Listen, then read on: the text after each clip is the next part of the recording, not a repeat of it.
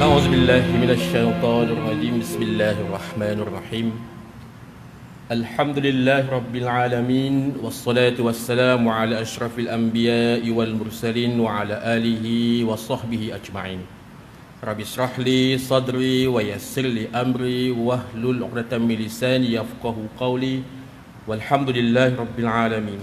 السلام عليكم ورحمة الله وبركاته.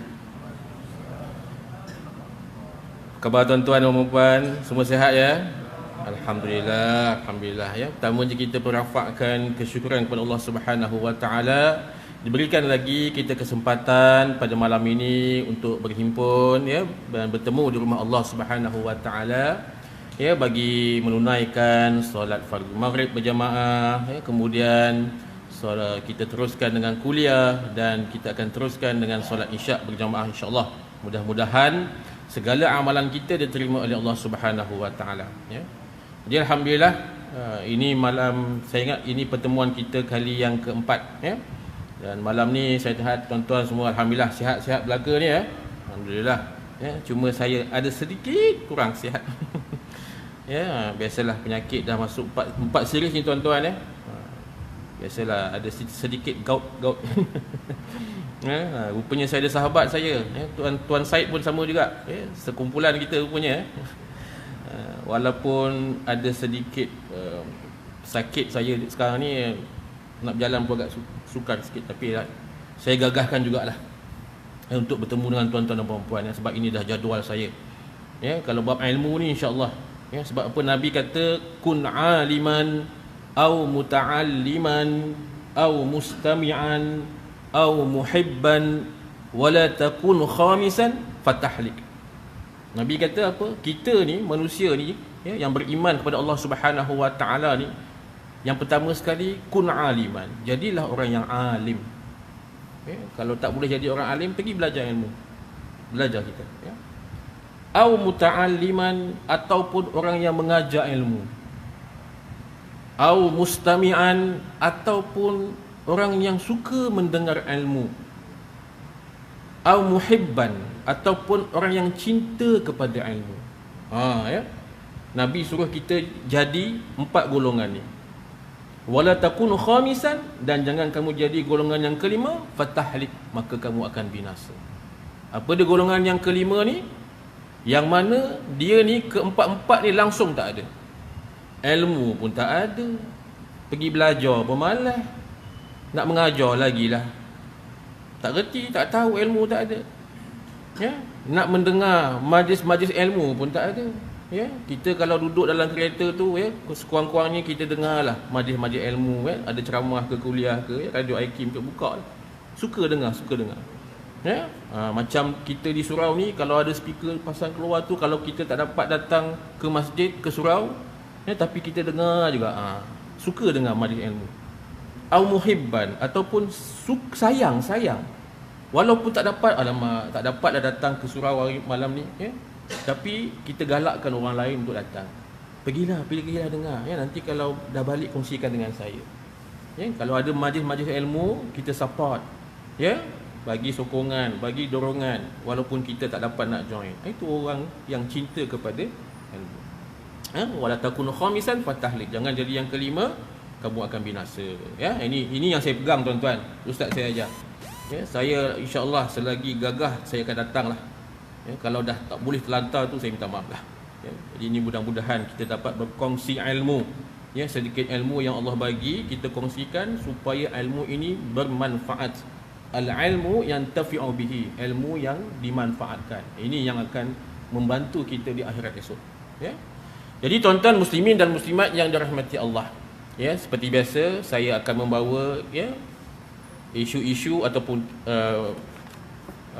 ilmu ataupun fiqh munakahat ya, nikah, cerai dan rujuk ya, sebab itu tugasan saya di Pejabat Agama, dan kita memang nak belajar fiqh munakahat menggunakan mazhab kitab fiqh manhaji mazhab Imam Asy-Syafi'i. Tuan-tuan dan puan-puan muslimin dan muslimat yang dirahmati Allah ya, pertemuan yang pertama sebelum PKP kita berjumpa ya, pengenalan. Saya dah berkenalan dengan tuan-tuan, alhamdulillah tuan-tuan pun dah kenal saya. Pertemuan yang kedua selepas PKP, saya dah berkongsikan tentang nikah online, ya, yang mana nikah online itu boleh dibuat dengan syarat-syaratnya yang tertentu. Pertemuan yang ketiga, saya dah berkongsi isu-isu nikah cerai dengan tuan-tuan ni. Ada 3 kes saya bawa, supaya tuan-tuan faham isu-isu yang berlaku, terutamanya di Gombak ni, isu yang nikah dengan perempuan yang masih dalam iddah saya bawa, isu yang perempuan berpoligami, ingat Haji alhamdulillah Haji ingat lagi, dan isu yang perempuan pun bernikah dengan orang lain sedangkan dia masih lagi isteri orang, kan. Jadi isu-isu ni saya kongsikan dengan tuan-tuan supaya tuan-tuan nampak gambaran yang berlaku sebenarnya, cabaran kita di masa kini, tuan-tuan. Untuk kita membina sebuah keluarga yang bahagia, kita nak berkahwin, nak berkeluarga, inilah isu-isu yang berlaku sebenarnya pada masa kini. Jadi saya nak tanamkan pemahaman ini kepada tuan-tuan dan puan-puan. Sebenarnya penting sangat kita nak belajar fik munakahat ni. Saya, tuan-tuan, sebab bila saya kendalikan banyak sangat kes rumah tangga ni, saya jadi takut sebenarnya. Jadi saya terfikir macam mana saya nak kongsikan kepada masyarakat supaya ada kesedaran, tahu benda-benda macam ni dan apa tindakan yang perlu kita buat. Jadi saya tak mampu nak pergi setiap rumah, nak pergi jumpa semua orang, nak cerita apa isu yang berlaku. Jadi inilah platform saya, tuan-tuan. Saya berkuliah, berceramah di masjid, di surau dan di mana-mana. Semalam saya di Hospital Selayang. Saya dijemput di Hospital Selayang 2 jam saya ceramah dekat doktor dengan nurse, cerita pasal isu rumah tangga. Semua terbeliak. Dia mana tahu dia duduk kat hospital je. Duduk hospital, merawat penyakit, sakit dan sebagainya. Tetapi mereka juga insan biasa yang ada keluarga. Dan fik munakahat ini terkesan ataupun memang berlaku dalam kehidupan kita seharian, sebab kita berkeluarga. Jadi ramai yang bertanya, Ustaz macam mana kalau berlaku macam ni, kalau macam ni macam mana Ustaz, kalau berlaku perceraian. Banyak kita kongsikan semalam. Jadi inilah platform saya, tuan-tuan. Saya kongsikan dengan tuan-tuan. Nanti tuan-tuan sampaikanlah kepada kawan-kawan, teman-teman, jiran-jiran, ahli keluarga, kalau ada isu yang mereka hadapi, masalah rumah tangga, macam mana nak selesaikan, macam apa yang perlu mereka buat dan sebagainya. Sekurang-kurangnya tuan-tuan dan puan-puan ni adalah orang yang pertama cuba untuk menyelesaikan masalah mereka. Ini yang saya nak. Jadi kalau dah ramai yang faham, ramai yang tahu, senang, tuan-tuan. Dengan tuan-tuan pun diorang dah boleh selesaikan masalah, tak perlu lagi pergi ke pejabat agama.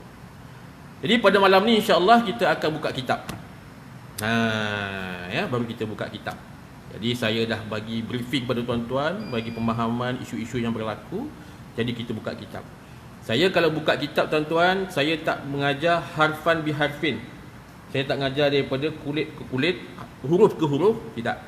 Saya akan buka sikit, kita cerita isu, kongsi isu. Saya buka sikit, kita buka buku, kita cerita apa pengalaman-pengalaman yang saya ada, supaya tuan-tuan faham, nampak lebih jelas. Jadi ini saya nak kongsikan dengan tuan-tuan. Okey, pada malam ini kita nak lihat bab yang pertama, Fiqh Manhaji, kitab mazhab Imam Asy-Syafi'i, jilid yang keempat ni berkenaan dengan undang-undang keluarga. Dalam kitab ni bab nikah, bab talak, nafkah, penjagaan anak, penyusuan, menentukan keturunan, anak buangan, semua ada. Kita akan belajar. InsyaAllah mudah-mudahan. Banyak masjid-masjid surau lain dah laju dah. Dah laju dah. Sebab